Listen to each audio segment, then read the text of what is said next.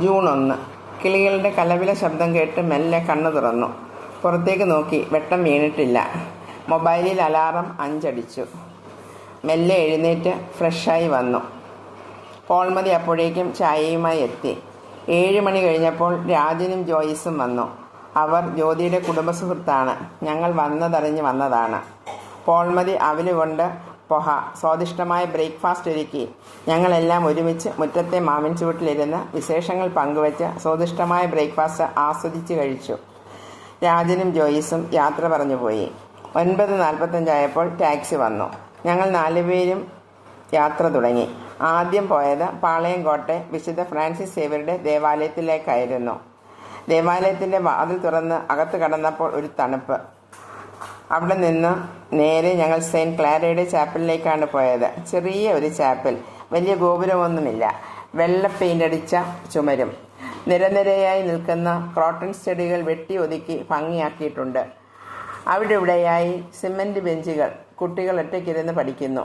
പള്ളി വളപ്പിൽ ഒരു സ്മാരകമുണ്ട്.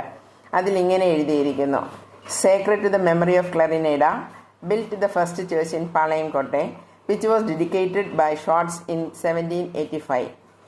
അവിടുത്തെ ശാന്തത മനസ്സിനൊരു കുളിർമ തന്നു. അവിടുന്ന് ഞങ്ങൾ നേരെ തിരുനെൽവേലി ടൗണിൻ്റെ നടുവിൽ താമ്രഭരണി നദിയുടെ വടക്കേ കരയിലുള്ള നെല്ലായിപ്പാറ അമ്പലത്തിൽ പോയി. ആദ്യം കണ്ടത് 9 നില ഗോപുരം. പ്രതിഷ്ഠ ശിവനും പാർവതിയുമാണ്. ഈ അമ്പലം സ്ഥിതി ചെയ്യുന്നത് 14.5 ഏക്കർ സ്ഥലത്താണ്. ശിവനും പാർവതിയും വെവ്വേറെ ഗോപുരമുള്ള ചുരുക്കം ക്ഷേത്രങ്ങളിൽ ഒന്നാണിത്. ലോർഡ് ശിവ ഇവിടെ നടരാജ നൃത്തം ചെയ്തു എന്നാണ് ഐതിഹ്യം. വലിയ കൊത്തുപണികളുള്ള തൂണുകൾ കടന്ന് ഞങ്ങൾ നന്ദിയുടെ അടുത്ത് ചെന്നു. അവിടെ സഞ്ചാരികൾ വിളക്ക് കത്തിക്കുന്നതും പൂക്കൾ അർപ്പിക്കുന്നതും കണ്ടു. ഈ ക്ഷേത്രത്തിലെ നന്ദിയുടെ കൊമ്പുകൾക്കിടയിൽ കൂടി നോക്കിയാൽ ശിവലിംഗം നേരെ കാണാം. പക്ഷേ നന്ദിയുടെ കണ്ണ് മറയ്ക്കുന്നതുമില്ല. ഇന്ത്യയിലെ ഏറ്റവും വലിയ നന്ദിമാരിൽ ഒന്നാണിത്. ഒറ്റക്കല്ലിൽ കൊത്തിയെടുത്ത അതിമനോഹരമായ നന്ദി. കോട്ടയ്ക്കുള്ളിൽ ഫോട്ടോഗ്രാഫി അനുവദനീയമല്ല. മുന്നോട്ട് പോയപ്പോൾ അവിടെ വിശാലമായ കുളവും ചുറ്റും കൽപ്പടവുകളും ഉണ്ട്. കുളിക്കാനും തീർത്ഥമെടുക്കാനും. കുളത്തിൻ്റെ നടുവിൽ ഒരു മണ്ഡപമുണ്ട്. തൈപ്പുത്സവത്തിൽ ശിവനെയും പാർവതിയും അലങ്കരിച്ച് കുളത്തിലിറക്കും. താമരഭരണി നദിയിൽ നിന്ന് വെള്ളം വരുന്നതുകൊണ്ട് കുളം ഒരിക്കലും വറ്റുകയില്ല. അവ കടന്നു പോയപ്പോൾ ഗോശാല, നിരവധി പശുക്കൾ. മുന്നോട്ടു പോകുമ്പോൾ 1000 കാല് മണ്ഡപം. ഓരോ തൂണിലും വ്യത്യസ്ത ശില്പം.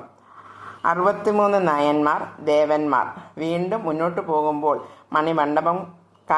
കാറ്റടിച്ചാൽ മണിശബ്ദം വരുന്ന കല്ലുകൾ. ഗർഭഗൃഹത്തിനു ചുറ്റും ഉപപ്രതിഷ്ഠകൾ.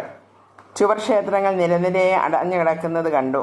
അതാത് പ്രതിഷ്ഠകളുടെ ഉത്സവ നാളുകളിൽ ആ കവാടങ്ങൾ തുറക്കുകയുള്ളൂ എന്നും അന്ന് വലിയ തിരക്കായിരിക്കുമെന്നും ജ്യോതി പറഞ്ഞു. 1 മണിയോടുകൂടി അമ്പലം അടയ്ക്കുമെന്നറിയാമായിരുന്നതിനാൽ ഞങ്ങൾ മടങ്ങി. ആഹാരം കഴിഞ്ഞ് കെ ചിന്നതുരൈ ടെക്സ്റ്റൈൽസിലേക്ക് ഷോപ്പിംഗ്. അവിടെ രാജനും ജോയിസും ഒപ്പം കൂടി.